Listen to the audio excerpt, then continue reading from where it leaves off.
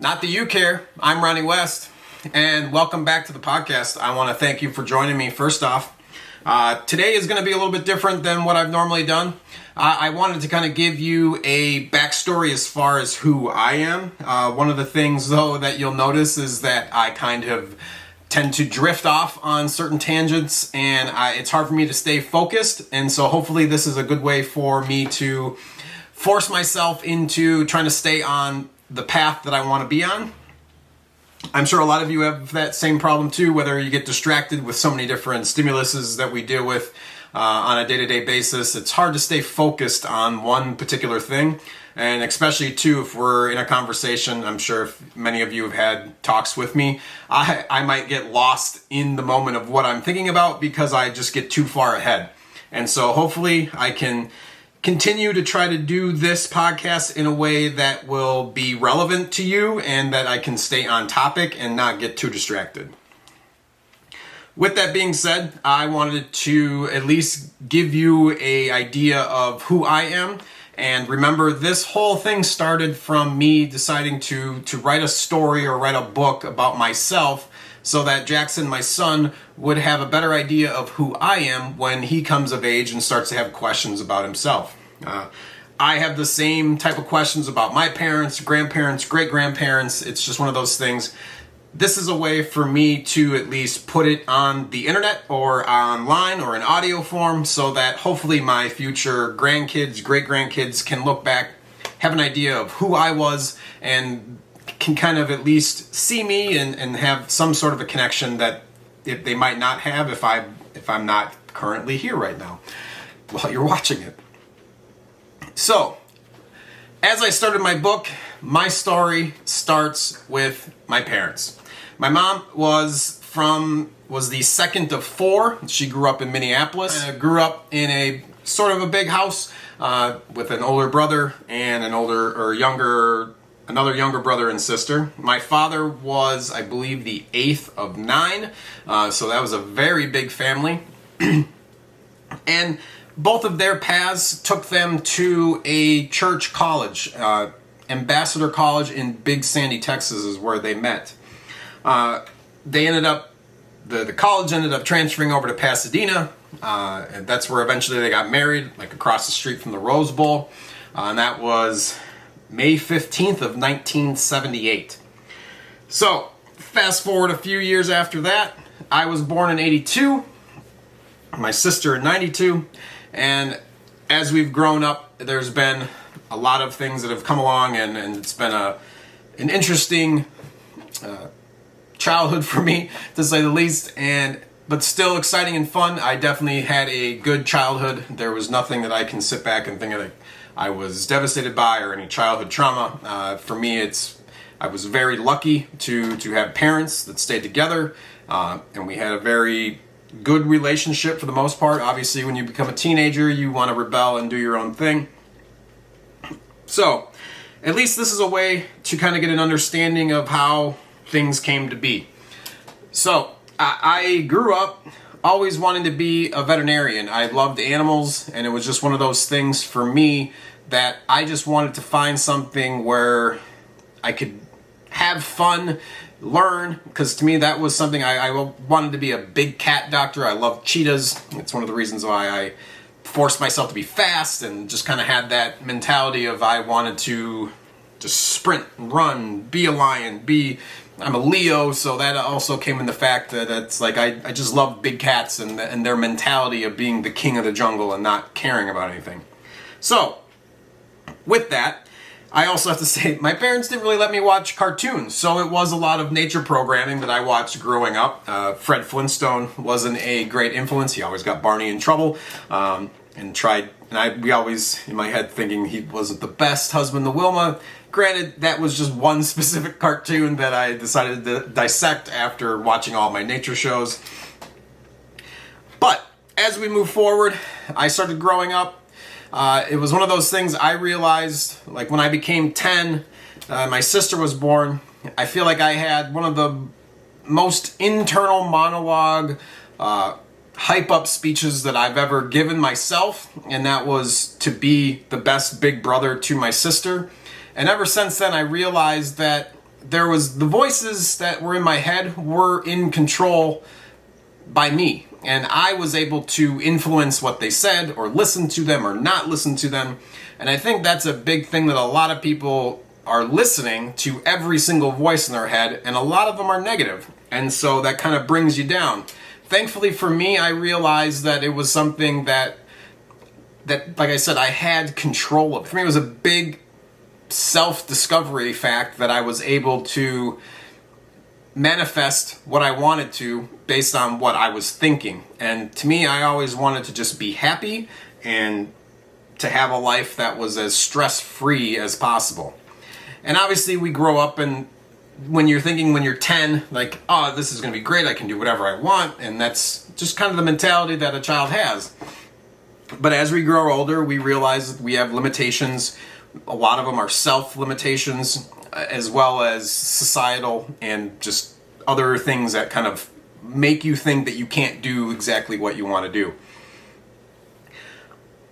Let's flash forward to high school. I was a very good student for the most part. I realized that I could get away with being lazy in a lot of things, and unfortunately that spilled over into college, where I just didn't work as hard as I wanted to. I always loved math, and I love science. I took like 4 to 5 years of science in my high school career.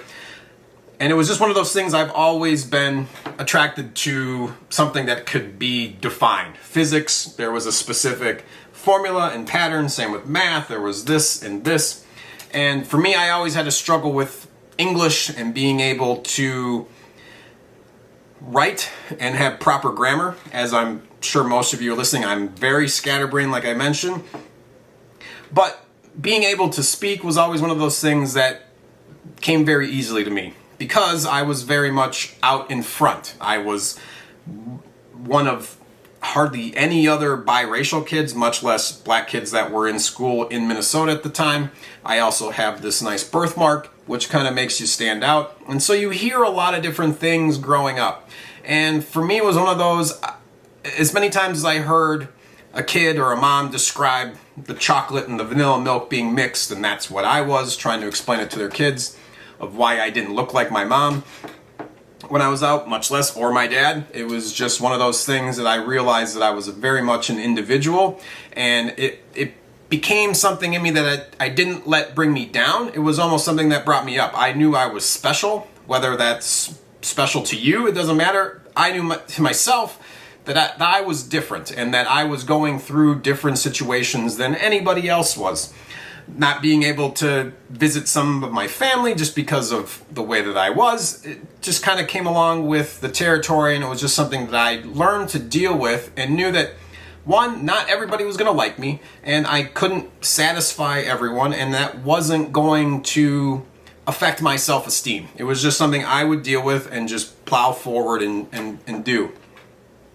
As far as the birthmark, that was also something that for a long time I wanted to get rid of it, or cover it up with makeup, or try to get it laser removed. And it took a while. And like I mentioned in one of my videos on social media, I noticed that there were other people that had that, and they weren't letting it define them. Whether it was Mikhail Gorbachev, or there's plenty of other models and people that are out there now that we see that have skin discolorations and stuff like that. I didn't let it define me, but I knew that it was something that made me original.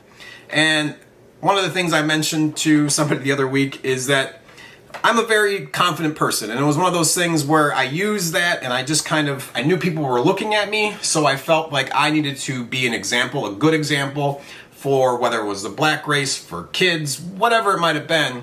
I wanted to show people that I was different than what anybody had expected me to be, and so that in itself forced me to become self-confident. And what was funny is that at this time I'm realizing that in the Hindu culture that Buddha has a third eye. And it's one of those things, when you realize that you look like a god, you kind of get a god complex. And so it's funny, I always felt like I could figure out or answer any question, or I was smart enough to figure this out, or I could try this sport, or I never had a limitation as far as what I thought I could do. And so that benefited me in many ways, whether it was asking the girl out or trying wake surfing or just dealing with crashing my car the first night I had it. Like, there's plenty of different things where I was like, things could have brought me down, but I refused to let it. And so once I became more embracive of my birthmark, my coloring, just being biracial, and realized that once I started watching sports and I started realizing, okay, there's more people out there like me. And once I was in high school, there was a few other biracial students. I was like, okay, and I kind of got accepted into the black culture because I really hadn't had that from my dad's family. It was just, we had a big distance and it was just, I wasn't among them. And so as I kind of grew into it, it was definitely interesting for me to learn who I was along the way. And I know that that's something that a lot of people have a struggle with, in finding a self-identity and knowing who you are, or at least what you stand for, or what you believe in, or just kind of, what am I going to do with my life? And so, like I said, very early on, I always knew that I was going to do something. I didn't know that I was going to be in marketing, or that I was going to try to be a speaker or a podcast host. But for me, it was one of those things. I knew I was going to set my own destiny. And there really wasn't going to be anybody else that was going to determine what I did or try to hold me down. I was just going to go and do it. As I went through high school, and sort of, as we all do, we kind of deal with trying to be popular, trying to fit in, trying to find people that like you, whether it's guys or girls, of just trying to find the right friend group and just trying to figure out who you are. I realized because we also had moved quite a bit, which also was a big help to me. And I think everybody's path is different because there are so many little different nuances of things that happen to us that help define who we are. And one of those things as well, and obviously you can tell I'm scattered all over the place already, was that when we moved as I grew up. So after kindergarten, we moved to a new school. And then after 5th grade, I went to a new middle school. So I was in elementary school in Blaine, Minnesota.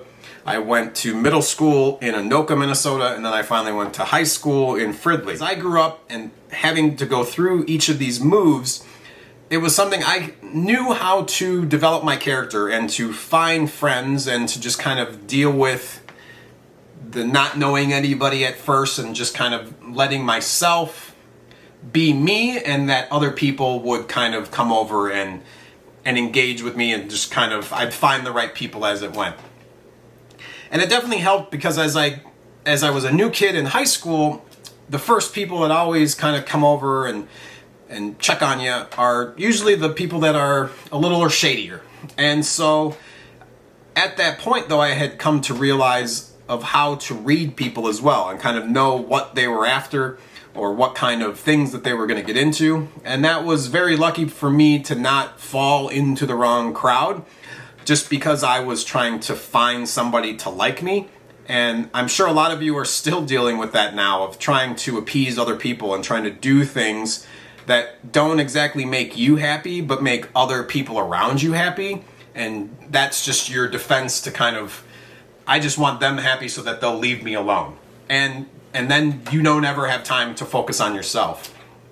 Luckily, I did have that time in self-development of trying to figure out who I was as a young kid, which has definitely helped me grow and to be much more confident in who I am and how I present myself and what I'm about to say, which obviously helps in many fields and forms of whether it's dating or just business and sales, or just trying to explain what you want to say is sometimes very tricky when you don't have the right words for it, just because you haven't engaged in a lot of conversation with people, because you're either too reserved or too scared, and just you're afraid to say the wrong thing. And for me, that was one thing that I've never been afraid of. I'm As you will notice, I'm sure that there's plenty of grammatical errors in plenty of my posts. To me, it's, if you can understand what I'm saying, then I've made my point. If for whatever reason you've lost what I'm trying to say because of the tangent I'm on, or if I mispronounce something, that's on you. I'm fine with mispronouncing anything. I don't care. If it's something that is going to inhibit me from being promoted or to get a sale or to get a customer, then yeah, I need to work on that. But as far as small talk or conversations, or I've had friends who say that they've lost the conversation just because I said something wrong and then choose to ignore the rest of everything else I've said, which to me is a pretty inappropriate response to misunderstanding something instead of stopping and asking me. I'm definitely one of those where you need to, if you have a question about something, to say it. And so going back to the self-confidence stuff, I always kind of had this mentality that I could figure out whatever problem that there was. And that to me has always been something that I've strived to do, is be a problem solver. And that comes in many forms, and sometimes it's also taken as being arrogant or narcissistic sometimes, just because I always feel like I have the answer. And it's funny, my sister, my mom used to pick on me. There was another guy that my mom used to work with who was very similar, and they call it the Ben Aaron effect. Like, you could ask me anything and I will give you an answer. Whether it's BS or not, I don't know, but I'm going to give you the best logical answer for something that I think would make sense. If I'm proven wrong, great, because then I have figured out something new that I didn't know. And I think that's something that a lot of people have issues with, is putting themselves out there and trying to explain what's in their mind might be very hard. Obviously, I'm trying to do that right now, and I don't know how many people are even going to follow most of this podcast. And that's okay, because this is one, like I said, for me, to try to word vomit all of this stuff out that's been stuck in my head, and I want to be able to share that with other people. And if I can get little bits and pieces out that are actually going to be valuable to somebody else, then I'll know how to mold this whole thing in a way that is easier for people to understand in the future. And please feel free to leave any comments, questions, or anything like that that pertains to this podcast or that you feel needs to be said. I want to hear it. I want to hear all the comments. You can leave it at my Instagram page or Facebook at Aaron West, or obviously the place that I would want you to send stuff to is to Run West Media across all platforms: Facebook, Instagram, Pinterest, Twitch. You can find me there. So, going back to this God complex and always feeling like I was self-confident, that was essentially my brain. I knew that my brain could process and figure out very complex problems. To me, it was one of those, I took calculus. Granted, I didn't do very good at it, but I understood the concepts, and that helped me understand how to break things down. Just like physics in college, I could understand the process. I might not have the correct answer, but for me, it's understanding the process. Just like now, starting this business, for me, I think it's big for a lot of people to understand that this is something that is going to be a process. I'm not Gary Vee or Grant Cardone right now, but as I process these things and learn something new, I'm taking plenty of webinars since I quit my 9-to-5 job and doing a Vet to CEO program, and trying to understand the different elements of things that I don't know, because there is plenty that I don't know. But that's not going to stop me from thinking that I am willing to try and figure it out, because I already feel like I can be smart enough to figure it out. Just like any good entrepreneur or salesperson, if a customer says, I need A, B, and C, but you only know how to do A, I'm going to say, yes, let me figure this out. And then from there, I will try to do my best to kind of lay things out better than what I wouldn't have known. So, how does this all come together? Essentially, what I'm trying to do is trying to help others in a way to realize that it is a big world, it is a very stress-filled world, and it can become very overwhelming. And I know many people that are my age are either with kids, you're stuck in a job or relationship that you don't seem to think is going to go anywhere, and you don't know what to do. Trust me, I've been there. I've been in a bad job. I've been in a bad relationship. And it's one of those things where you have to stop and one, not listen to everybody else. You can take opinions and views, but the only thing that matters is what is going to make you happy. And that's my main goal in all of this, is you have to find what makes you happy. Regardless of if it upsets anybody else or just other people are going to poo-poo it and think that that's a stupid idea, that's never going to work. It doesn't matter what they think. The only thing that matters is what you want to do because it makes you happy, and then the work that you're willing to put into it. And that seems to be another big struggle. And I can tell you that for sure the hardest part for me of starting a side hustle, turning it into a business, turning it into a real thing, is the actual energy to put the work in. It is exhausting to not have your brain turn off as an entrepreneur. And I'm sure if you are an entrepreneur out there, or you're running your own business or managing something, you understand that thought process of what am I doing, what do I need to do next, it never stops. And so having the ability to have the energy level to continue once I'm done with my 9 to 5, to come home, to work on certain things. But that comes down to time management. There's so many different pieces of this where if you're not deliberate in what you're doing, you're just going to spin your wheels and then you're going to end up in the same place. You might be, like I said, if you're in a bad job and you want to get out, but you understand that that's your main source of income and you can't really leave it to go and spend time on something that, one, you might have to put money into and you can barely get by on your day-to-day paycheck. So I understand. And it's one of those things I want to help bridge that gap, because I can tell you right now, with the way that the economy, inflation, the markets, and the world powers that are going, the US is on a slight downslide as far as what is going to be coming. And if you're stuck in a job, the chances are there might be a chance of being downsized because the company needs to cut costs. And if you're a new employee or even an old one that's expensive, there's a chance that you could get cut. And then what? And then you're trying to feed your family or just pay the rent and not know where that money is coming from. But if you can set yourself up, and you'll hear me preach about a lot of different things, but the one that hit hardest to me was multiple streams of income. If I'm only getting my paycheck every 2 weeks, and let's say, and it happened to me, I tore my Achilles while I was working a job that I had to be on my feet, I was unable to work. And then I have no money coming in. And then stress and fights and self-doubt come into play, and depression. Like, all of those things can happen because I've dealt with all of them. I've had multiple panic attacks, and it's just one of those things that you realize, oh, this is causing me to have health issues. So I need to figure out what I'm doing to alleviate that. Otherwise, this is going to keep continuing.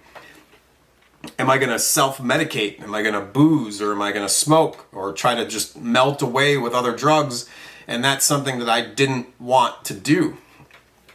Of course, there's party times and there's fun times, but that also is a distraction. And so if you think that you're just having fun and you need to go burn off steam and you're going to go drink the weekend away because you're afraid of Monday, that's a problem. And for me, I treat every day the same. It's not the weekend. To me, every day, granted as a business owner, every day is a day to make money or to lose money. And so trying to find those things is hard. Trying to find your passion is very hard.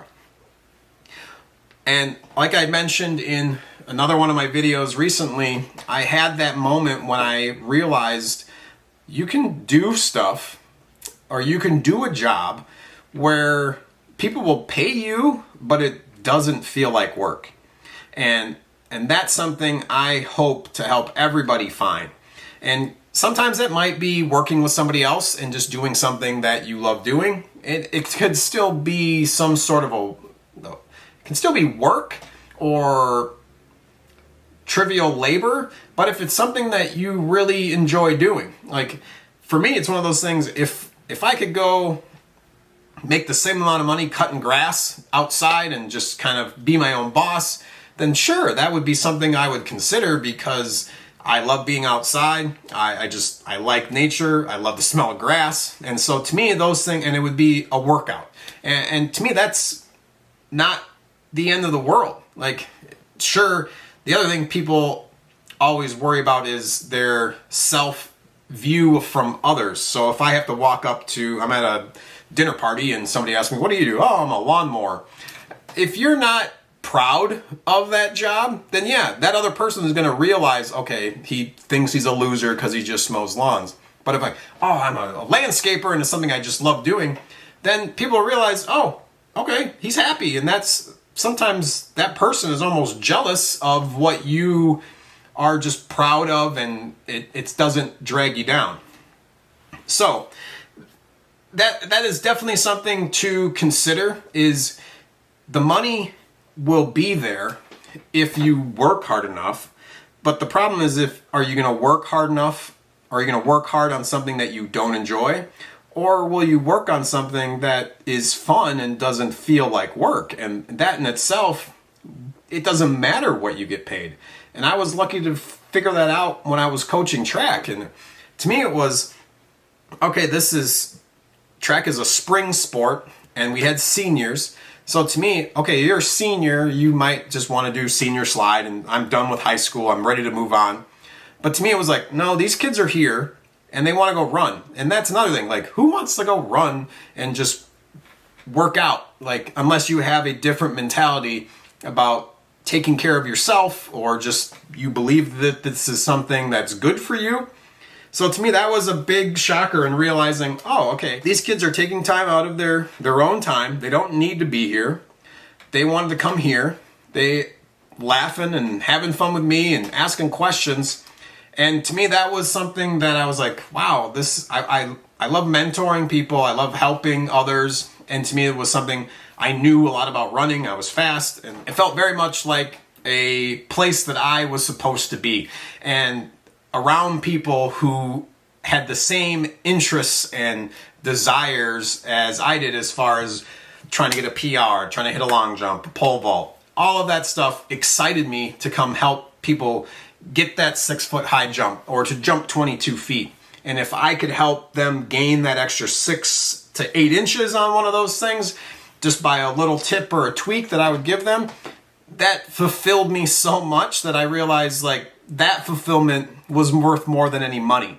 And thankfully I had that. With realizing how money affected me was also big when I went to Iraq, and I saw entire families and these kids on the side of the road that were begging for food and water. And like I mentioned, if I in that moment realized how lucky I was to, one, just live in America and have excess of everything, and much less rain. And these people were living in sand and dirt, brick, broken down houses. And to me, it gave me such a perspective as far as what we Americans just take for granted all day, every day. Each and every one of us is privileged as far as what we are able to do and live in freedom that we are aware of as far as our day-to-day lives. Being able to go to the grocery store and pick out food that isn't rotted or has dirt or whatever on it. It's clean. And we don't take that and are thankful for what we have. And that was something I came back, and it was a very big culture shock to realize and watch people still complain, still get upset about the littlest thing, when I'm sitting here happy that there's a rain cloud coming over me because I hadn't seen rain in about 6 months, and just being happy to be outside, alive, and in the rain. To me, that, and being in the moment, was something that was a big realization for me. So, what does all of this mean? It means, one, obviously you can tell I am a scatterbrain, and for that I apologize. Hopefully you can make some sense of this, and moving forward you'll realize I'm here to talk about self-confidence, because I'm somebody who has been a person who's been stared at their entire life and has been watched. And I've always felt like I needed to put on the best face for everybody, and it was not something that I ever felt pressure about. I've been a public speaker since I did a sermon, I think, when I was 7 or 8 at church, and I realized then, like, I love the juice off of the crowd and the energy, just because that was something I hadn't done before, and I realized, ooh, people will listen to me. I have a good speaking voice, and if I actually have something to say, people will listen and enjoy it. And that's what I'm hoping for you if I haven't lost you already. So, what we're going to talk about going forward, obviously I'm a big mental health proponent. I want people to understand that your brain is very powerful, and it's going to push you in different ways that you might not like and you don't want to listen to. But you have to understand that you're the one in control of those voices, and you don't have to listen to every one of them, or you can listen to them, but you don't have to take everything to heart, and realize that a lot of times those other voices are other people saying things that you've just put in your head, when in fact you are the one in control of what you want to do. So we will talk about self-confidence, self-image issues. I think there is a big dilemma in this country about how we just put ourselves down based on what we're doing or how we look. And yet we don't want to take the steps to improve that, either because we're too lazy. And I am definitely the first person to say that I've done plenty of things or haven't done things because I'm lazy, or I blame it on being procrastinator, when in fact I have to take ownership for just not doing the work and getting myself out of bed in the morning. I've failed the last couple of weeks of actually going for a run or doing something. I try to go walks if I can, but I'm still gonna have to be accountable to myself, because that's the only person who is going to force you or to call you out on those things. Unless you have a coach or you're doing different things, they can call you out on certain things, but you're the only one who is going to benefit or not benefit from what you do. That coach is only either going to get money or a pat on the back from you for saying thanks, but at the end of the day, you are the one in control of your brain and what you're going to do with it. And I want to help tackle that. So, mental health, I understand it's a very big issue, and so it's definitely going to be something that I'm going to try to encompass in a lot of these talks. You'll notice it with a lot of the guests that I see and talk to, that I will try to figure out what their mentality was when they were trying to go through a tough time and how they got through it. If you have anxiety, depression, self-image issues, I want to be here and help you. I'm somebody with a dot on his head, biracial. Neither one of my parents lived the life that I did. Neither one of them was biracial, so they don't know. And sometimes that's hard to connect with somebody. Like I said before, to me, once I started seeing that there were other people in sports that were mixed like me, it kind of gave me an ease of, okay, I'm not alone in this. And that's why I'm trying to do this here now, is to let you know that you are not alone and you are worth it. And if you ever have any questions, issues, doubts about yourself, please reach out and ask for help, whether it's me, whether it's to one of the other agencies that are out there that are set up to help people with mental health. And I will try my best to get more information and more contacts and just more ideas to help you. So, in conclusion, I hope that this has been somewhat beneficial. Probably a little all over the place, and for that I apologize. But understand that this is going to take some time for me to actually start nailing this down and molding it in a way that I want to be able to help you. So I will end there.